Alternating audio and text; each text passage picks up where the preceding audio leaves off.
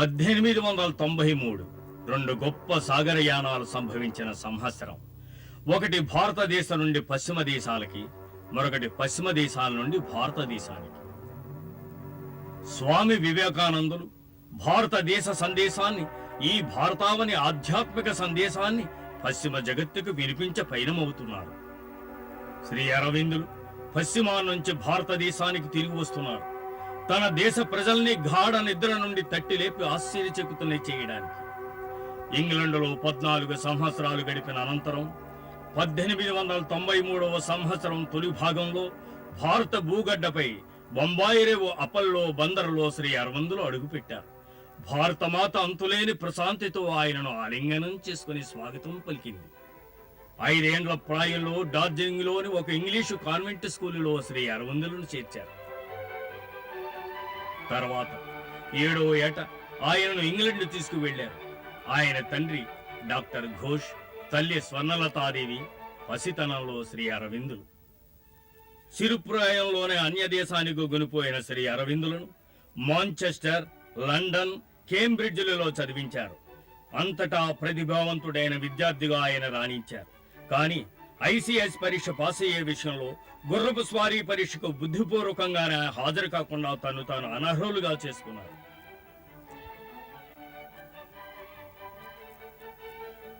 దైవ స్వరూపిణి, దివ్య సుందరి భారతమాత పిలుపును ఆయన కాదనలేకపోయారు.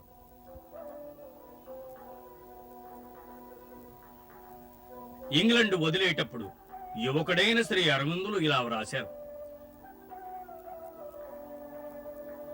తన స్వర్గ జలజం నుంచి సరస్వతీదేవి నన్ను పిలిచింది. శాశ్వత హిమ ప్రాంతాల కడకు, దక్షిణ సముద్రాభిముఖంగా పరుగులు తీసే గంగ వద్దకు, తన తీరాలపై ఈడెన్ నందనవన సుమాలు పూయించే గంగ చెంతకు. భారతదేశం చేరిన పిమ్మట శ్రీ అరవిందులు సరాసరి బరోడాకెళ్లి గైక్వాడ్ మహారాజా సయాజీరావు తనకు అప్పగించిన పదవి చేపట్టారు.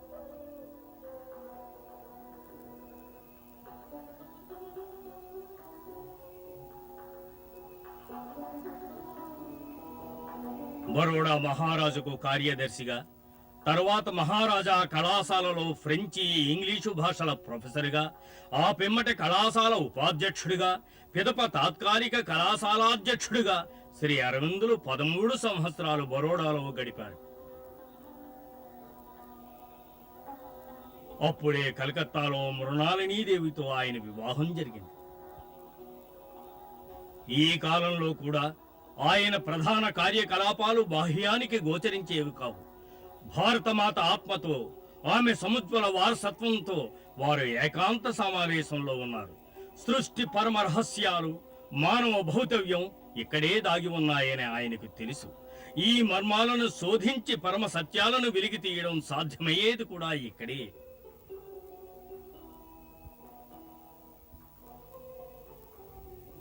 శ్రీ అరవిందుల దృష్టిలో భారతమాత కేవలం ఒక భూభాగమే కాదు, ఆమె శక్తి స్వరూపిణి, ఒక దేవతామూర్తి. ఇప్పుడు ఆయనకున్న ఏకైక చింత ఆమె స్వాతంత్రం. ఆయన ఆదేశాన్ని అనుసరించి విశ్వాసపాత్రులైన సహచరులు కొందరు భారతదేశం నలుమూలల రహస్య సంఘాలు స్థాపించారు. ఈ విప్లవ సంఘాల సభ్యులు దేశ స్వాతంత్ర సముపార్జన కోసం ఎంతటి త్యాగానికైనా తెగించి ఉండేవారు. దేశవ్యాప్తంగా రాజకీయోద్యమం ప్రజ్వరిల్లడానికి రంగం సిద్ధం చేయడం ఒక్కటే ఆయన చేపట్టిన పని కాదు. భగవంతుడిలో ఏకత్వం సాధించడానికి ఆయన కృతనిశ్చయులై ఉన్నారు. ఒకసారి కాశ్మీర్లో శంకరాచార్య పర్వతం మీద ఆయనకు అప్రయత్నంగానే శూన్యానంత అనుభవం కలిగింది. ఒకటి తర్వాత ఒకటిగా అనుభవ పరంపరలు సాగాయి. అయితే ఇప్పటికే ఆయన ప్రప్రథమ కార్యక్రమం భారతదేశాన్ని జాగృతపరచడం, దాన్ని విముక్తి చేయడం. భారతదేశంలో, ప్రత్యేకించి బెంగాలు రాష్ట్రంలో పొంగి పొరలుతున్న జాతీయతాభావాన్ని చావుదెబ్బ కొట్టాలని ప్రభుత్వం భావించింది. లార్డ్ కర్జన్ బెంగాలు విభజన కోసం తన కుతంత్ర పథకాన్ని ప్రవేశపెట్టాడు. తక్షణమే ప్రజల్లో తీవ్ర వ్యతిరేకత పెళ్లుబుకింది. బెంగాల్లో జరిగిన బ్రహ్మాండమైన ఒక సమావేశంలో రాజా సుబోధ్ మల్లిక్ నాయకత్వాన అక్కడి దేశభక్తులు, విద్యావేత్తలు ఒక జాతీయ కళాశాల స్థాపించాలని నిర్ణయించారు. ఆ కళాశాల బాధ్యతను వహించవలసిందిగా శ్రీ అరవిందులను అభ్యర్థించారు. జయప్రదంగా సాగుతున్న ఉద్యోగాన్ని విడిచి శ్రీ అరవిందులు స్వల్ప వేతనంపై కలకత్తా తరలివచ్చారు. అనతి కాలంలోనే ఆ అల్ప వేతనం కూడా అసలే లేకుండా పోయింది. తోటి ప్రఖ్యాత దేశభక్తుడు బిపిన్ చంద్ర పాల్ వందే మాతరం పత్రిక ప్రారంభించడంలో సహకరించవలసిందిగా శ్రీ అరవిందులను ఆహ్వానించారు. ఆ ఆహ్వానాన్ని శ్రీ అరవిందులు స్వీకరించారు. ఆయన ఆధ్వర్యంలో అనతి కాలంలోనే ఆ పత్రిక ఒక గొప్ప విప్లవ సందేశికగా రూపొందింది. సహాయ నిరాకరణ, శాంతియుత పోరాటం రోజురోజుకి తీవ్రతరం చేసి విదేశీ పాలన అసాధ్యమేటట్లు చేయగలమని శ్రీ అరవిందులు కనుగొన్నారు. బ్రిటిష్ వ్యాపారాన్ని బహిష్కరించడం, ప్రభుత్వ విద్యా సంస్థల స్థానంలో జాతీయ పాఠశాలను నెలకొల్పడం, మధ్యవర్తుల ద్వారా సమస్యల పరిష్కారానికి న్యాయస్థానాలను ఏర్పాటు చేసుకోవడం, స్వచ్ఛంద సేవాదళాల ఏర్పాటు ఈ కార్యక్రమంలో భాగాలు. ఈ కార్యక్రమాలేవి కూడా విఫలం కాలేదు. అంతిమ విజయం వీటి ద్వారానే లభించింది. జాతీయవాద ప్రదర్శకులపై పోలీసులు పసుపుల ప్రయోగం చేశారు. వందే మాతరం పత్రిక ద్వారా దేశద్రోహాన్ని ప్రబోధించారంటూ శ్రీ అరవిందులపై న్యాయస్థానంలో విచారణ జరిగింది. ప్రభుత్వం వారి ఇటువంటి పొగరుబోతు చర్యలు ప్రజల కోపాగ్నిని ప్రజ్వరిల్ల చేశాయి. జాతీయవాద భావాలు మరింత తీవ్ర రూపం దాల్చాయి. వందే మాతరం మరింతగా జనాదరణ పొందింది.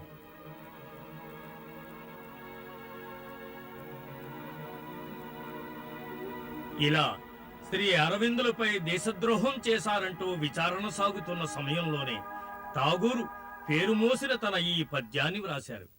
ఓ అరవింద, రవీంద్రుడు నీకు మోకరిల్లుతున్నాడు. ఓ మిత్రమా, ఓ దేశబంధు, స్వదేశ ఆత్మమూర్తి భవ వాణి నీవు. ప్రభుత్వం పాచిక పారలేదు. శ్రీ అరవిందులిప్పుడు భారతదేశానికి సంపూర్ణ స్వరాజ్యం కావాలని గట్టిగా కోరారు. ఆ విధంగా కోరిన భారతమాత ప్రథమ పుత్రుడు ఆయన. ఈ విషయంలో ఆయనకు మహారాజ నీతిజ్ఞుడు లోకమాన్య తిలక్లో గొప్ప సహచరుడు దొరికాడు. 1907 డిసెంబర్ సూరత్లో చారిత్రాత్మక జాతీయ కాంగ్రెస్ సమావేశం జరిగింది.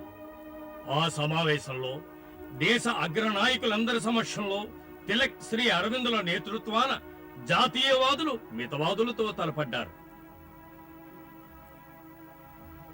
జాతీయవాదులు వేరుగా తమ సభ నిర్వహించారు. శ్రీ అరవిందులు తిలక్ల పట్ల ప్రజల గౌరవభావం ఇనుమడించింది. యావత్ భారతావని వారి లక్ష్యశుద్ధిని తెలుసుకుంది. శ్రీ అరవిందులు భారత యువతను విశేషంగా ఆకర్షించారు. ఏ భారత నాయకుడికి ఎన్నడూ లభించని ఘన స్వాగతం ఆయనకు వెళ్లిన ప్రతి చోటా లభించింది. శ్రీ అరవిందుల ప్రతిభ తారస్థాయిని అందుకుంది. విప్లవ వీర యువజనుల ప్రధాన కేంద్రం శ్రీ అరవిందుల పిత్రార్జితం కలకత్తాలోని మురార్పుకుర్ గార్డెన్స్ పై ప్రభుత్వం ఒక్కమారుగా దాడి చేసింది.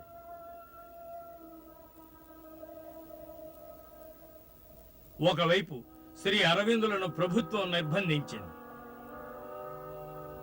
అలీపూర్ సెషన్స్ న్యాయస్థానంలో బీచ్ క్రాఫ్ట్ జడ్జి సమక్షంలో 1 సంవత్సరం పాటు విచారణ కొనసాగింది. బీచ్ క్రాఫ్ట్ శ్రీ అరవిందులకి కేంబ్రిడ్జిలో సహాధ్యాయి. న్యాయ విచారణ వివరాలతో ప్రతిరోజు ప్రధాన వార్తాపత్రికలన్నీ నిండిపోయేవి.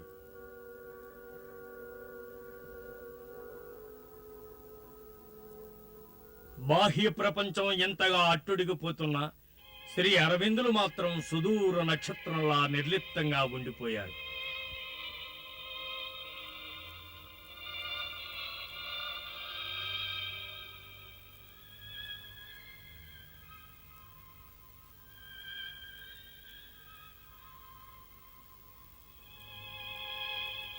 ప్రతి జీవిలోనూ ప్రతి వస్తువులోనూ వ్యాపించిన దైవం ఆ వాసుదేవునిగా శ్రీ అరవిందులకి దివ్య ఆధ్యాత్మిక అనుభవాలు రాసాగాయి. ఆ రోజుల్లో అప్పుడప్పుడే పైకి వస్తున్న బారిస్టర్, ఆ తర్వాత దేశబంధు చిత్తరంజన్ దాసుగా వాసికెక్కిన సిఆర్ దాస్ శ్రీ అరవిందుల పక్షాన వాదించి పూనుకున్నారు. చిత్తరంజనుడు తన ప్రసంగం ముగిస్తూ పలికిన ఉత్తేజపూరిత వాక్యాలు అందరికీ తెలిసినవే. ఈ వివాదమంతా సద్దుమణిగిపోయిన చాలా కాలం తర్వాత, ఆయన గతించిపోయిన చాలా కాలం తర్వాత, దేశభక్తుడైన కవిగా, జాతీయవాద ప్రవక్తగా, మానవతా ప్రేమికుడిగా ఆయన్ని పరిగణిస్తారు. ఆయన గతించిపోయిన చాలా కాలం తర్వాత ఆయన మాటలు భారతదేశంలోనే కాదు, సుదూర సముద్ర తీరాల ఆవల ఖండ ఖండాలపై మళ్లీ మళ్లీ ప్రతిధ్వనిస్తాయి. అందుకే నేను చెబుతున్నాను, ఆయన ఇప్పుడు ఈ స్థితిలో నిలబడింది కేవలం ఈ న్యాయస్థానం ముందు మాత్రమే కాదు, చరిత్ర అనే ఉన్నత న్యాయస్థానం ముందు కూడా ఆయన నిలిచి ఉన్నారు.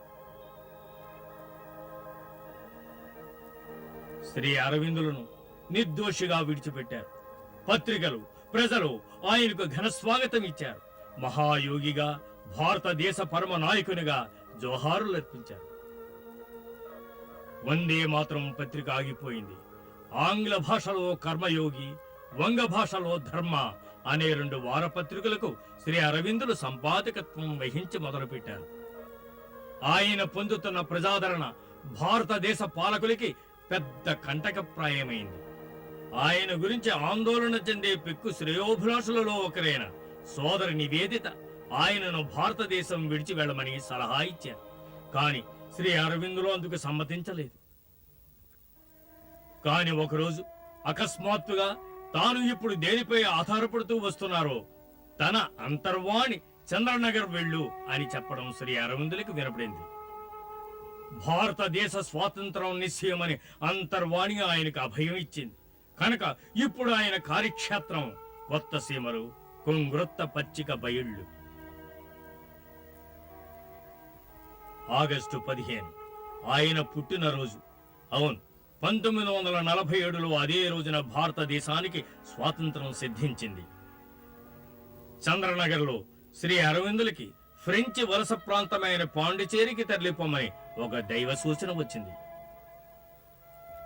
ఇక నుంచి ఎవ్వరూ ఎంతవరకు అడుగు పెట్టని మానవ భవితవ్యాన్ని పరిశోధించడానికి ఆయన తన్ను తాను అంకితం చేసుకోవాలి. చైతన్యలోకి పోయే ఈ సాహసోపేత యాత్ర కోసం భగవంతుడు పాండిచేరిని ఎన్నుకున్నాడు. 1910 ఏప్రిల్ 4వ తేదీన పాండిచేరి చేరిన శ్రీ అరవిందులను ఆయన అభిమానులు ఆహ్వానించి శంకర చెట్టి ఇంటికి తీసుకువెళ్లారు. శ్రీ అరవిందులు కలకత్తా విడిచి వెళ్ళాక ప్రభుత్వం రాజద్రోహాన్ని ప్రేరేపించే వ్యాసం రాశారంటూ ఆయనకు అరెస్టు వారెంట్ జారీ చేసింది. బ్రిటిష్ ప్రధానమంత్రి కాక మునుపు శ్రీ అరవిందులను ఒకసారి కలకత్తాలో కలుసుకున్న రామ్సే మెక్డొనాల్డ్ శ్రీ అరవిందులు ఆ దైవంతో చెలిమి నెరపిన వ్యక్తి అని నొక్కి ఒక్కాణించారు. లేబర్ పార్టీ వ్యవస్థాపకుడు శ్రీ కెయిర్ హార్డీ కూడా మెక్డొనాల్డ్ ను బలపరుస్తూ శ్రీ అరవిందులకి వారెంట్ జారీ చేయడంలో ప్రభుత్వం వారి వివేకాన్ని సవాలు చేశాడు. ఈయనే ఋషిపుంగువుల్లో చిట్ట చివరి వారని, ఈ రోజు వరకు ఆసియా, ఐరోపా ప్రతిభా పాటవాలు తనలో అత్యంత సంపూర్ణ సమన్వయంగా మూర్తిభవించిన వ్యక్తి అని రోమారోలా వర్ణించిన శ్రీ అరవిందులు ఇప్పుడు యోగంలో నిమగ్నులై ఉన్నారు. ఫ్రాన్స్ నుండి వచ్చిన శ్రీమాత శ్రీ అరవిందులను 1914వ సంవత్సరంలో మొదటిసారిగా కలుసుకున్నారు. ఫ్రాన్స్ లో జన్మించిన శ్రీమాత ఈ పృథ్వీపై తను నిర్వహించవలసిన దివ్య కార్యం గురించి ఎప్పుడూ ఎరుకుతూ ఉండేవారు. మార్చి 29, 1914లో శ్రీ అరవిందులను చూసిన మరుక్షణమే ఆమెకు తెలిసింది, ఇన్నాళ్ళు తన ఆధ్యాత్మిక సాధనలో మార్గదర్శనుగా వ్యవహరించింది ఈయన రూపమే అని. శ్రీ అరవిందులను చూసిన పిమ్మట శ్రీమాత ఇలా వ్రాశారు: నిన్న మనం చూసిన మహనీయుడు భూమిపై ఉన్నాడు. చీకటి వెలుతురుగా రూపొందే సుదినం ఒకటి తప్పక వస్తుందని చెప్పడానికి ఆయన ఉనికే నిదర్శనం.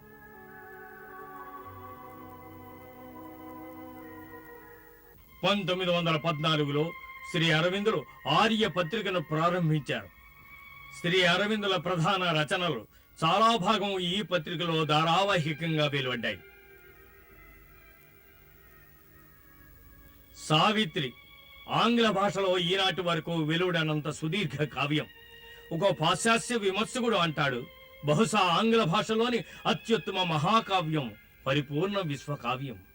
శ్రీ అరవిందులు ఈ మహాకావ్యంలో వికసిస్తున్న మానవ భవితవ్యాన్ని వెల్లడించారు. మహాభారతంలోని కథ ప్రకారం సావిత్రి గాఢ ప్రేమ ముందు సత్యవంతుని మృతి పరాజయం పొందుతుంది. ఒకనాడు మానవ జీవితంలో ఆ దివ్య ప్రేమ ఆవిర్భవిస్తుంది. మానవాళి సర్వ దుఃఖ దౌర్భాగ్యాల ప్రతిరూపమైన ఆ మృత్యువును జయిస్తుంది. 1920 ఏప్రిల్ 24వ తేదీన శ్రీమాత పాండిచేరి తిరిగి వచ్చారు. శ్రీమాత రావడమే తడువుగా ప్రపంచం నలుమూలల నుండి బిడ్డలంతా మీ చుట్టూ చేరారు. వీరు ప్రపంచాన్ని వదిలిపెట్టిన సన్యాసులు కారు, సాధకులు.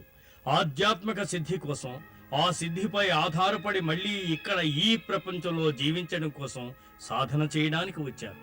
దివ్య జీవితాన్ని ఇక్కడ ఈ భూమి మీద ఈ ప్రాపంచిక జీవిత కాలంలోనే సాధించడం వారి ఆదర్శం.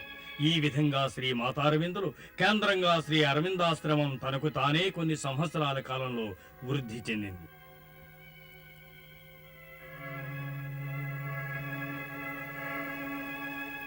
ఆ నిత్య నిరాకార పరిపూర్ణుడు మనలను తన పరిపూర్ణ సాకార రూపంలోనికి తీర్చిదిద్దుతున్నాడు. మనిషి పరిణామజీవి అని అతడు ఒక ఉత్కృష్ట జీవిగా పరిణామం చెందనున్నాడని శ్రీ మాతారవిందులు పరిగణించారు. అవును, మానవుడు ఈనాడు జీవితంలో అన్ని రంగాల్లోనూ ఎదుర్కొంటున్న సంక్షోభం ఈ పరిణామ సంక్షోభమే. సచేతనమైన ఆకాంక్షతో ఈ ప్రస్తుత పరిస్థితిని మానవుడు అధిగమించగలడు. భౌతిక భూమికపై తన కార్యాలను శ్రీమాతకు వదిలిపెట్టి శ్రీ అరవిందులు 1950 డిసెంబర్ 5వ తేదీన తన దేహాన్ని విడిచిపెట్టారు.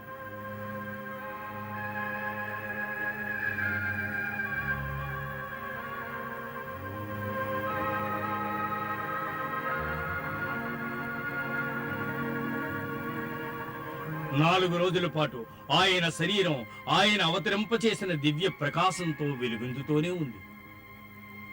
ఒక మహానది ఉత్తుంగగిరి శిఖరం నుంచి జాలువారుతూ తొలిసారి పృథ్వీని తాకినప్పుడు భూమి దద్దరిల్లవచ్చు.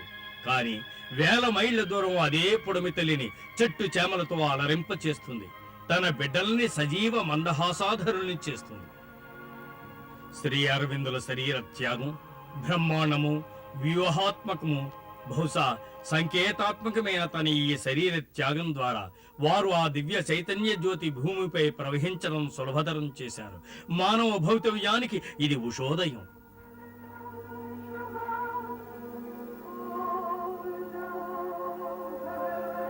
ఆయన శరీరాన్ని డిసెంబర్ 9వ తేదీన సమాధిలో ఉంచారు.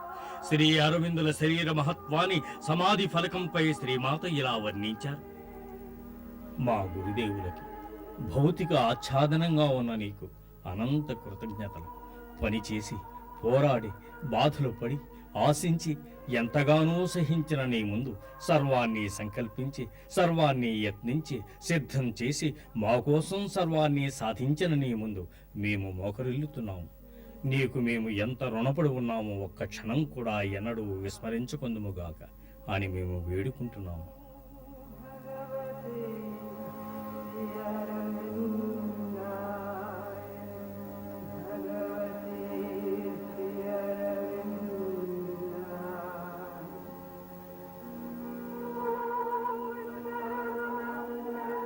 శ్రీ అరవిందుల తత్వ దృష్టిలో స్వర్గరాజ్యం వచ్చేది జడ ప్రకృతిని తిరస్కరించడం వల్ల కాదు, ఆత్మ జడ ప్రకృతిపై విజయం సాధించడం ద్వారా.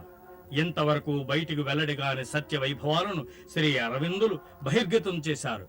శ్రీమాత మాటల్లో చెప్పాలంటే, ప్రపంచ చరిత్రలో శ్రీ అరవిందులు ప్రాతినిధ్యం వహించేది ఒక బోధకు కాదు, ఒక సత్య దర్శనానికి కాదు, పరమాత్మ నుంచి సూటిగా వచ్చిన ఒక నిశ్చయ కార్యానికి.